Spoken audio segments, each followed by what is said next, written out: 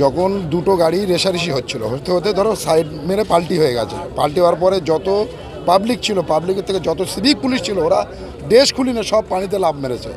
ঠিক আছে, ওই অবস্থায় যে কজনকে বাঁচানোর মতো যাই করার মতো সিভিক পুলিশরাই করেছে সব কিছু। আর পাবলিক ছিল তার সাথে আদার্স, কিন্তু অন্য আদার্স কোনো লোক তখন এসে পৌঁছয়নি বা প্রশাসনও তখন ছিল না।